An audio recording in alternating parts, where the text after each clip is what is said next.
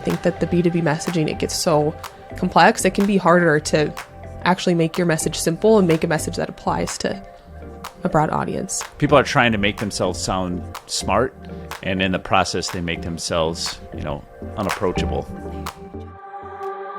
Hello, and welcome to The Marketing Architects, a research-first podcast dedicated to answering your toughest marketing questions.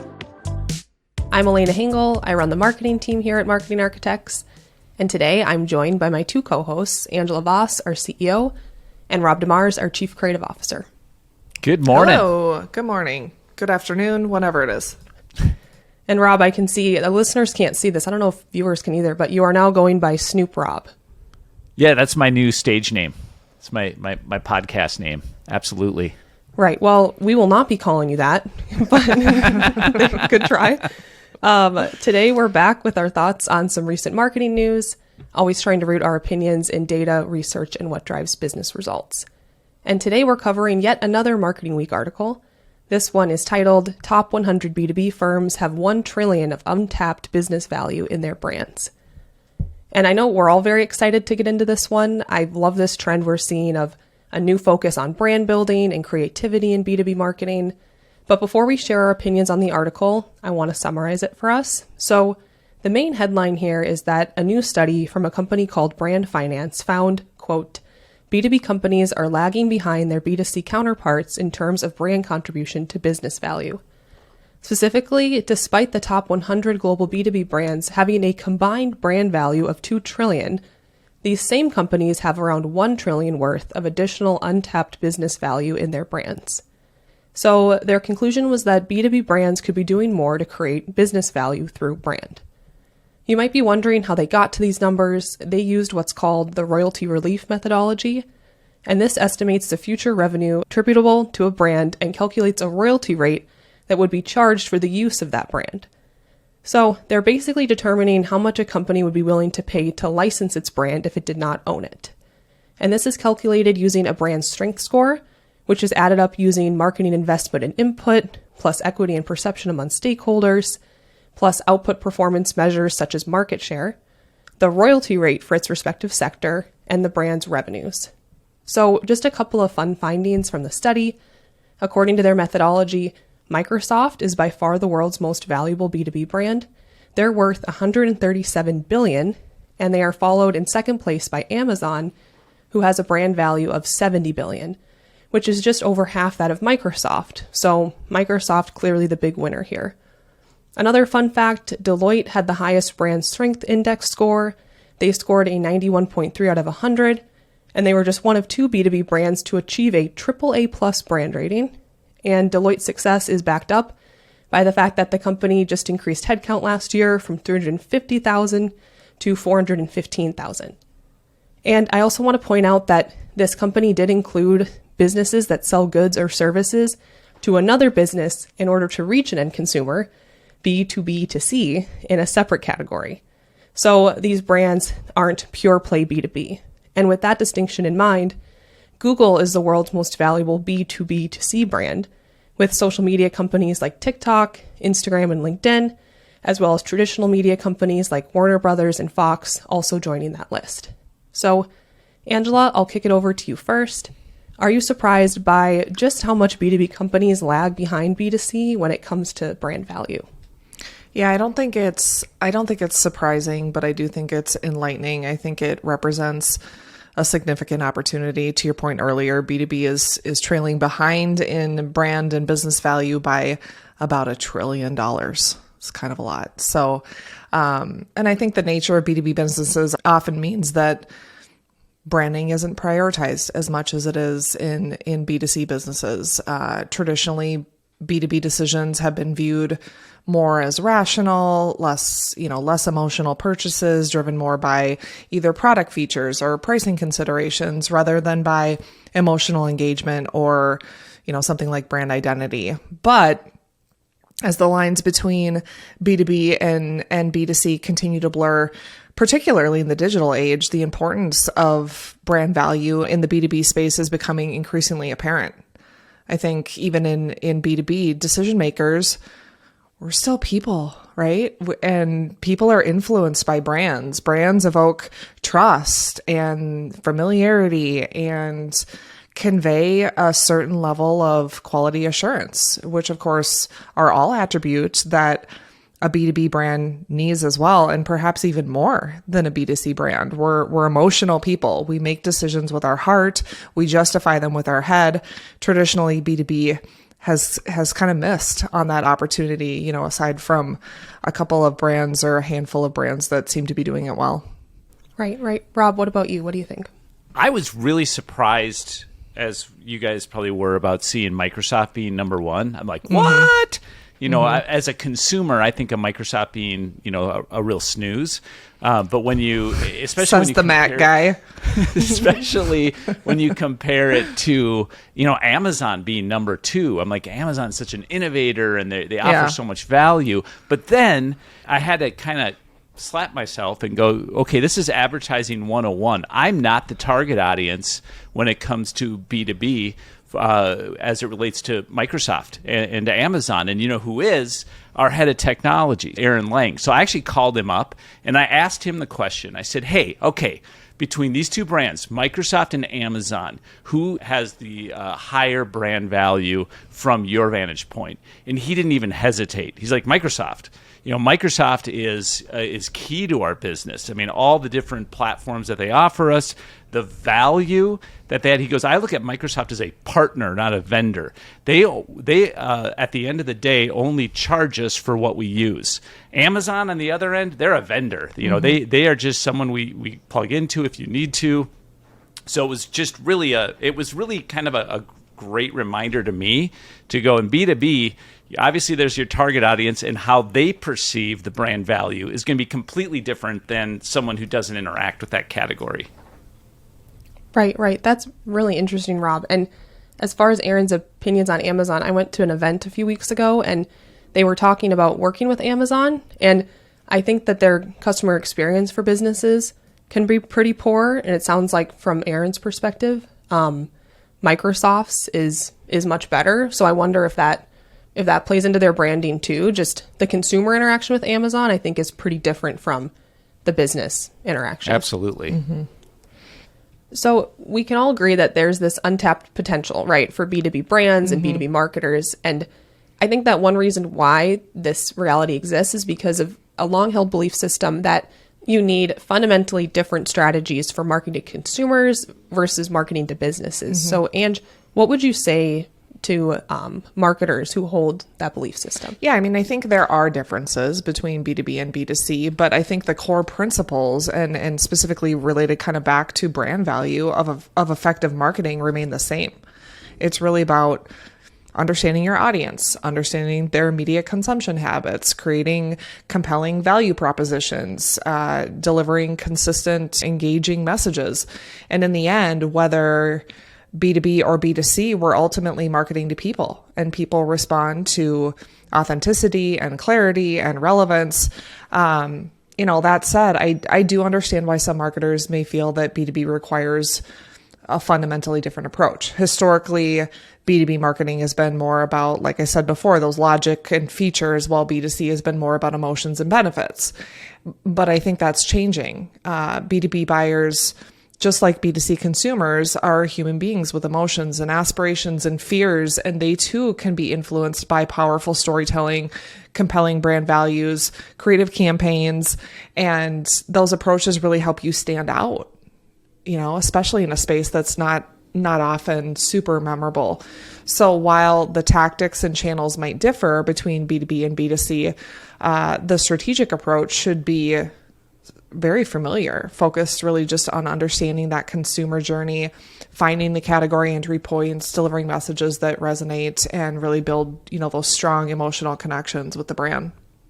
I agree with you, Angela, but I think that's where B2B marketing is falling short right now, that we don't approach it more like a B2C strategy. If you look at The classic fundamental of advertising is what's in it for me. Yet so much of B2B advertising just focuses on themselves. I'll pick on Oracle for a second. It's an older line, but their campaign slogan is information driven. Well, I hope so, but what does that mean for me as a consumer, right? Versus you look at, I think a great campaign from years past from FedEx, when they said, when it absolutely positively has to be there overnight. Right. Okay.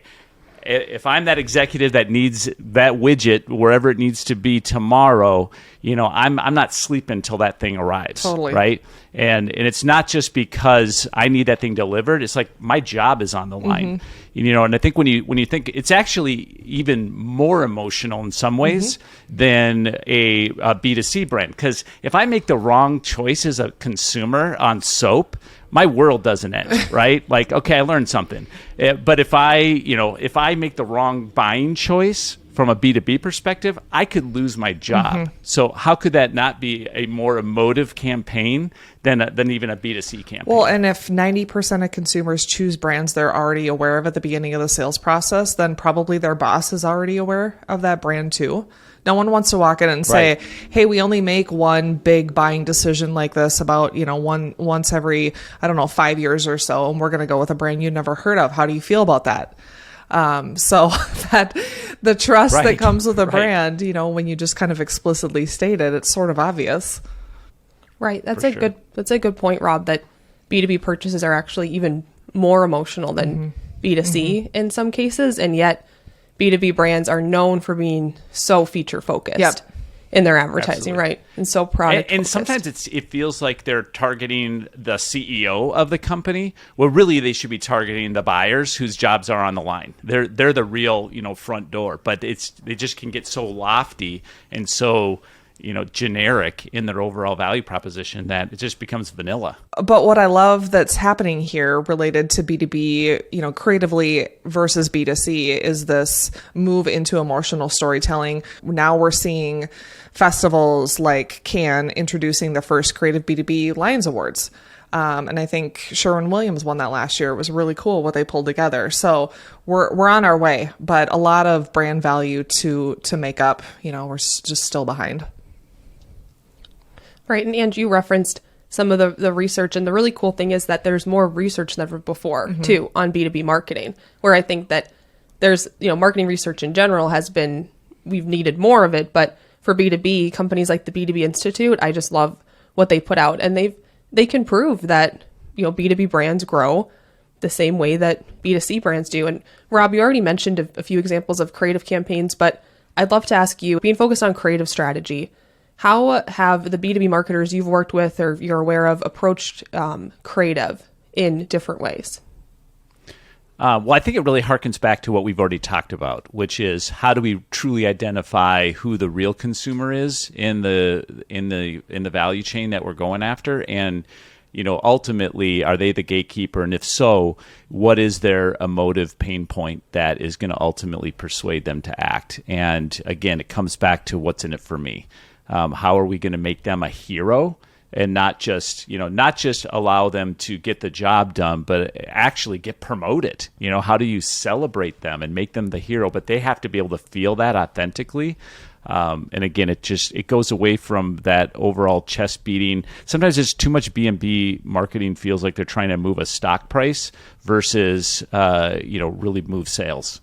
I think the use of character has come up a lot, right? As a fluent device for B2B. There's a lot of B2C brands, of course, that do that as well. But there are so many out-of-market buyers in the B2B space that you do have to be memorable. And how do you appeal to that right side of the brain? So that's where you see Salesforce and their Astro and other characters. Now they're using Matthew McConaughey. So really trying to sink into something that's just going to be more memorable, maybe a little funnier, like adding light and brevity to features and benefits and how this whole system works. I think you also can have multiple buyers within the organization at different levels. And so when you introduce a device like a character, it allows you to have more legs to be able to tailor messaging specifically to those audiences, but also have a consistent thread for everyone to be able to rally behind. So kind of all messages rise the boat. Right. And speaking of characters, one of my favorite B2B campaigns is HP's IT Monster. It's a little bit older, but that's one of my favorites. And you're right. They focus on a character. And I think characters, I've seen research about supporting how characters really drive brand growth. And if that's true in B2C, it's probably true in B2B. So maybe you should invent a character. I think it also allows, it gives the opportunity to take what can sometimes be a complicated message, because a lot of times B2B, it can be kind of heavy stuff that you're trying to communicate. And when you're able to break it down into the simplicity of a character or an overarching celebrity that represents that value, it just helps in the translation to the audience. Rob, if you were going to be a character, what would you be? Don't answer that. Never mind. It's Snoop Oh, Rob. right. Okay. Already Got it. You already said. That's actually a great tie-in. We tied that in, right, from the beginning. See what we're doing here? Right. I was going to just add on the thought of messaging in B2B and how it can get so complicated. That's one of my biggest gripes with B2B marketing. I understand that you want to speak in the language of your audience, you want to appear knowledgeable, but it just grinds my gears when B2B marketers make things so complicated, because nobody likes to be confused.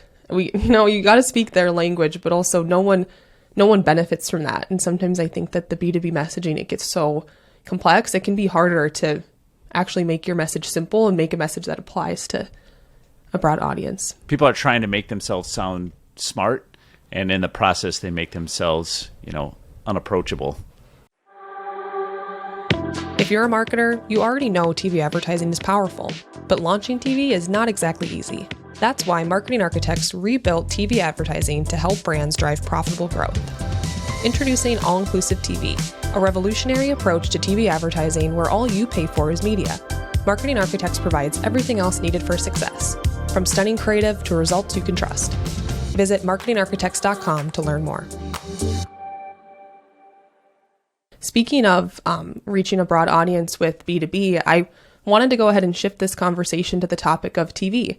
TV is a well-known brand builder, but I think that just looking at the amount of B2B versus B2C brands on television, it says a lot about the misconceptions of B2B versus B2C marketing. And I think that one challenge we face as a TV agency is that most of the B2B marketers we talk to, they don't even consider TV when they're thinking about their marketing mix. It's not even within their consideration set. However, we work with several B2B brands who have a ton of success on TV. So, Ange, I wanted to ask you, how should a B2B marketer decide if TV is something they should consider? Yeah, well, I think the first thing to think about is something that Rob was mentioning before, right? It's the qualification and quantification of your target buyer. And I use that term buyer really meaning buyers or influencers in the buying process, because very few B2B buying decisions are made solely by one person. There's a lot of research on this, and if you look for it, you'll find that, an average B2B buying decision has 10 to 12 influencers. And again, that's not super shocking. If you're looking to secure, a new CRM software for the company that you're working for, that decision weighs a little heavier than a consumer buying a pair of shoes without any involvement from anyone in their life. So B2B brands tend to get very focused on that singular target buyer, the IT decision maker in many cases. And of course, that person is the most important, but sole focus on that decision maker might cause you to miss the power of building preference with a wider audience. And that's where a channel, to your point, Elena, like TV or like radio, top of funnel marketing can make sense. If you quantify what sort of your bullseye and influencer spill target looks like, and you're seeing something north of, maybe 2% of Gen Pop, you probably have a good shot at making success, having success with television, assuming your strategy is right. I think that beyond that, what are you seeing in your market? What are your competitors doing? If they're already there, that could give you some level of confidence that TV could be effective. If not, then you could be the first to market, if you're kind of a disruptor in your space and you could really own that share of voice. When you think about your unit economics, like initial customer sale value, repeat revenue, life of your customer, do the economics make sense with a channel like television? And I think one of the huge ones too that we kind of alluded to a little bit already is on average, only 5% of a B2B target is in market for buying at one time.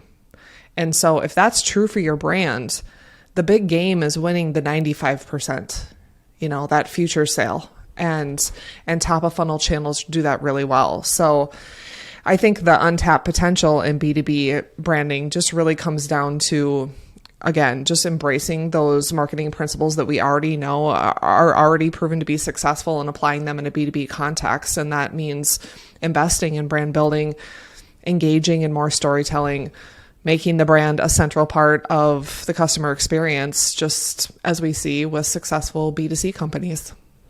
Right. And Ange, you made a great point about how you can look at what your competition's doing to try to determine what marketing channels to invest into. But I think for B2B, that can be hard because some of the B2B brands we work with, they're one of two in their category on TV. And that's also why they're succeeding, because they're just having so much share of voice, because you might have to lead more than follow if you're a B2B marketer and you're trying to lean into creativity, I think. But the good news is that there's a lot of blue ocean space, not only for traditional or more mass reach channels, not just TV, but, radio, out of home, but also for creativity. If you are one of those B2B marketers that can step out there and put together a really creative campaign, right now, there's a lot of blue ocean space for you to show up big compared to your competition. Absolutely. Yeah. It feels like ripe, opportunity. And I think too, speaking back to features and benefits, of course, a buyer needs to understand those things. We're just not there yet, potentially, with, trying to introduce your brand to that target consumer, make sure that they're aware, start to build preference. That's where the sales activation side starts to kick in. And then we get into the nitty gritty of what is this going to do for my brand? How does it work? How's my team going to intersect with it? What's it going to cost? That's where I think you talk about the complex sale, right? We want to say all of that. And justify why our product, service, SaaS application, whatever, is going to be impactful and drive growth for our client. But thinking about how a consumer makes decisions and the fact that that journey path is not linear at all. And ensuring that there's awareness to begin with is super important. We'll get to those things, right? It's just a part of the journey. Yeah, I think you just have to be careful, on both ends of the spectrum, because I think you see it both ways, where you're trying to either over communicate with your features and benefits, or you're not communicating at all. And you're just putting this like tip of the mountain message out there where it's like, I have no idea what you do. So, having some aspect of benefit, and again, comes back to good consumer advertising, right? We don't need to tell them everything, just give them enough, but also make it clear and simple so I can understand at least, how this connects to me. Right. Exactly, Rob. And you mentioned some B2B marketers, features and benefits, they definitely have a place, because someone's going to get to the point in the buyer journey where that's what they're looking for. But a lot of B2B brands just lead with that. And then, Rob, at the same time, how do you stay focused on what are the benefits? What's in it for the customer? Right. I think B2B brands, there's that joke about how they'll open a deck and it starts off with, look at all the stuff that I do, and look at my logo quilt. And I think that B2B brands, we can be especially guilty of that. How do you start off by making it about the customer as much as you can? I was also going to add one other thing, Ange, made me think of one thing that I think B2B marketers could benefit from is, one thing we talk about in sales is when there are lots of decision makers, you want to make sure that everyone has the same story. A lot of mistakes in the sales process happen when you're trying to pitch each person in a different way. You're talking to the CFO one way, the CEO one way, lower level decision makers one way. One benefit of brand advertising for B2B might be when someone hears about your company, when they go to buy from you, they all have a similar feeling of who you are. They all understand you in a similar way. So I think about the Challenger sale and some of their principles about buy-in. And I wonder if companies that have stronger brand value, coming back to this study, it's probably easier to buy Microsoft because we all have, it differs from person to person, but high level, we all have an understanding of who Microsoft is and we trust them as a brand. Absolutely. Yeah, I think that's a great point. I think that as we think about the products, services, companies that we might do business with, there's a lot of considerations. I do think that those considerations look a little different if you're the CEO versus the CFO versus, I'm just going to use VP of marketing. And overall, we need kind of those features and benefits that relate or are applicable and relevant to those to kind of ladder up to our overall brand story. But we can tackle each phase of the funnel, independently as we get through that. But speaking back to a channel like television, there are other channels that can do this too, but TV is beneficial because it does allow you that microphone to tell that story that's going to be memorable and to really build that awareness, build trust, build preference. But it will fall in front of your target consumer, potentially when they're in market. And so how do you use those opportunities as well to kind of capture your share of the sales that might be happening in the marketplace? TV is great for something like that because it's more of a hybrid channel that can do both. Also, what's kind of interesting is the difference between brands that have a singular B2B audience and ones that have a dual audience of a really strong B2B background, but also a strong B2C background. So when you think about, we were talking about that with like Microsoft, but what a dilemma that sort of becomes because you're dealing with two different brand perceptions and you're trying to navigate what do I want to be known for, right? So if you look at, I think on your list, Elena, when you were listing off a bunch of the top B2B brands, Google wasn't even in the top 10. And so when you think about that, and they obviously have a strong B2B audience, but Microsoft is owning that because they really tailor their product to being able to be used at an enterprise level, where a lot of businesses struggle using Google because it's actually prefers the consumer at the end of the day in terms of how they do authentications and things. So it's interesting how you sort of, when you're trying to serve both sides of that audience, how you have this added complexity and message consideration that you have to navigate through. Yeah. It's a complex job to be in the marketing team of Google, of Amazon, any of those that do have that dual side to them. What do you want to be known for? And, totally. Yeah. To kind of wrap things up here, I think if I could summarize the podcast, it's that, B2B brands, they do grow like B2C brands. There's obviously differences, but those principles of growth are the same. And according to this article, according to the study, it's sort of proving what we already, I think, knew, which is that there's a ton of opportunity for B2B brands to build brand value and to show up creatively and consider marketing channels that they might not have before. So I think that we'd all probably agree that it's pretty exciting time to be a B2B marketer. There's going to be more support than ever before for creative marketing strategies, which we'd all rather do, right? Instead of just focusing on features and benefits and complicated web pages, I think we'd rather lean on the creative side. That's it for this episode of The Marketing Architects. You can connect with us on LinkedIn, and if you find our show valuable, please leave us a rating and review. And if you want to know what the research says about some recent news, you can contact us at marketingarchitects.com/podcast. Now go forth and build great marketing. I have to stop for a second. Is it Con? It's Con, right? Con Lions. All of a sudden I was like, oh right. Shit, I'm going to say it wrong. I think it's Can, but I get it wrong. So God. That's why, Ange, I used to always say Con too, and then somebody corrected me, and then I got insecure, and now I don't even say it anymore. Just choose not to. There are some words that I just don't say. I know. Because I don't have confidence in pronouncing it.